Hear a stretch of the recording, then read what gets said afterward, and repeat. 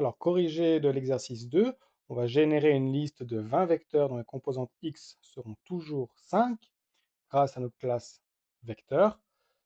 Donc, je détermine d'abord une liste de vecteurs qui sera une liste vide dans laquelle je vais mettre tous les vecteurs dont j'ai besoin. Comme il m'en faut 20, je vais faire en for k in range 20, donc je vais répéter 20 fois la même opération. D'abord, je choisis une coordonnée y, parce qu'il n'y a que la coordonnée y qui peut changer, la coordonnée x vaut toujours 5.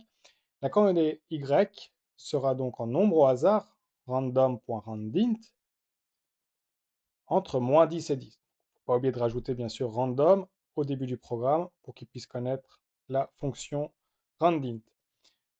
Maintenant, je construis un vecteur.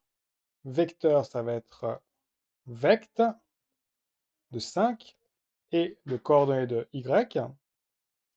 Et je vais le rajouter à ma liste de vecteurs. Donc le vecteur que je viens de créer, qui a une coordonnée x 5 et une coordonnée y qui en ont entre moins 10 et 10, je le rajoute à ma liste, le faisant 20 fois.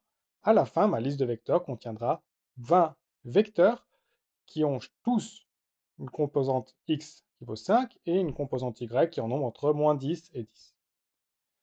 Ensuite, je peux parcourir tous ces vecteurs, tous les vecteurs qui sont dans la liste vecteur, et je vais afficher une parenthèse, le vecteur x, vecteur.x, donc la composante x de vecteur, en point virgule, la composante y du vecteur, et je ferme avec une parenthèse, et ça devrait me donner toutes les composantes de mes 20 vecteurs. Je teste le programme, on va voir ce qu'il me donne. Effectivement, il me donne 20 vecteurs. Comme on voit, ils ont tous une composante x qui vaut 5 et une composante y qui varie entre moins 10 et 10.